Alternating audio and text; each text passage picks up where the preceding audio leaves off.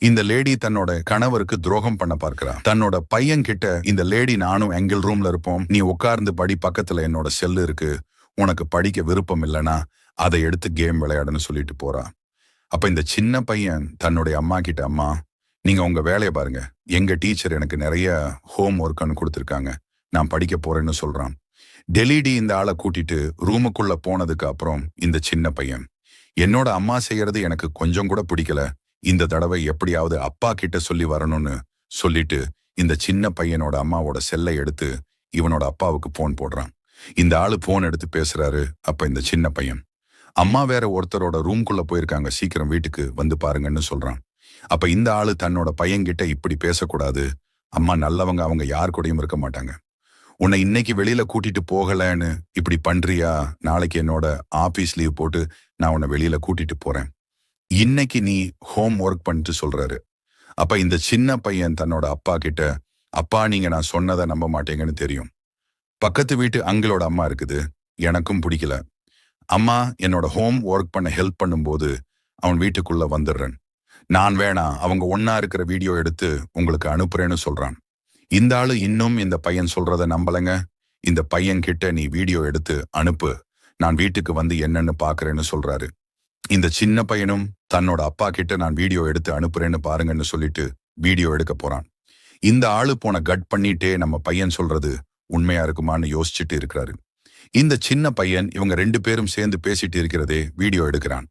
இந்த ஆளு இந்த லேடி கிட்ட, பேபி உன்னை வீட்டுக்கு வரும்போது பயந்து பயந்து ஒளிந்து வந்துட்டு இருக்கேன், இனிமே நான் அப்படி வரமாட்டேன், நீயும் நானும் ஓடி போய் கல்யாணம் பண்ணிக்கலாம், உன்னோட பையனையும் கணவரையும் விட்டுட்டு வந்துருன்னு சொல்றான்.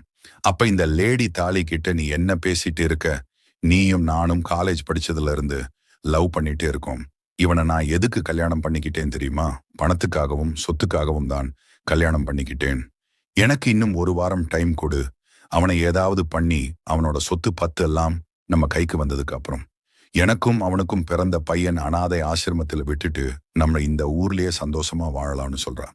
இந்த சின்ன பையன் இவங்க 2 பேரும் பேசிட்டு இருந்ததை வீடியோ எடுத்து தன்னோட அப்பாவுக்கு அனுப்பி விடுறான். தன்னோட அப்பாவுக்கு போன் போட்டு, அப்பா உனக்கு வீடியோ அனுப்பி இருக்கேன் பாருங்கன்னு சொல்றான்.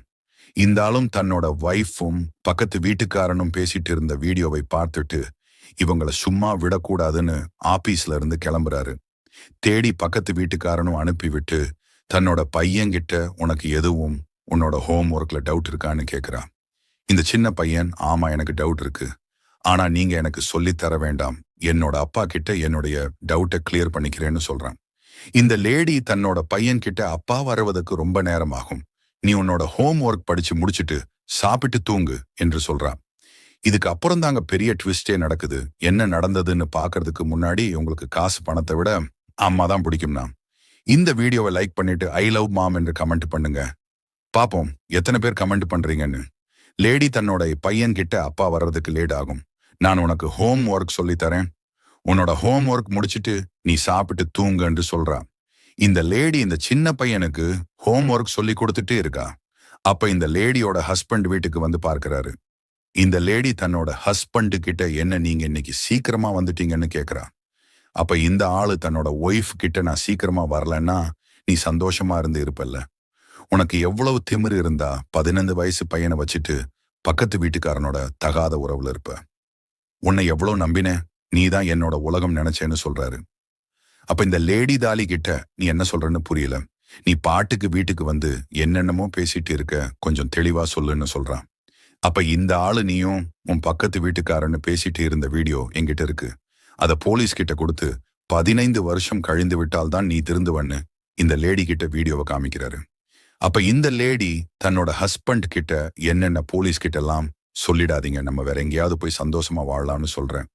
அப்ப இந்த ஆளு என்ன பார்த்தா இளிச்சவாய் மாதிரி தெரியுதா, உனக்கு நான் பிடிச்சது எல்லாம் வாங்கி கொடுத்தேன், உன்னை நான் சந்தோஷமா தானே பார்த்துக்கிட்டே உன் கூட என்னைக்காவது சண்டை போட்டு இருப்பேனா, என்னைக்காவது குடிச்சிருப்பேனா, என்னோட பையனையும் உன்னையும் சந்தோஷமா தானே பார்த்துக்கிட்டேன், அப்ப ஏன் துரோகம் பண்ணணும்னு நினைச்சேன்னு தன்னோட மனைவி கிட்ட கேட்கிறாரு. அப்ப இந்த ஆளோட பையன் இந்த ஆளுகிட்ட, அப்பா அம்மாவை இந்த ஒரு தடவை அம்மாவை மன்னிச்சு விடுங்க, இனிமே அந்த தப்பு பண்ண மாட்டாங்கன்னு சொல்றான். அப்ப இந்த ஆளு, இந்த மாதிரி ஆளுங்க என்னைக்குமே திருந்த மாட்டாங்க, இந்த மாதிரி ஆளுங்களை பக்கத்துல வச்சிருக்குது ஆபத்துன்னு தன்னோட பையன்கிட்ட சொல்லிட்டு போலீஸை கூப்பிட போறாரு. இந்த ஆளு செய்து செயல் சரிதான்னு நினைச்சீங்கன்னா இந்த வீடியோவை லைக் பண்ணிட்டு சூப்பர்னு கமெண்ட் பண்ணுங்க.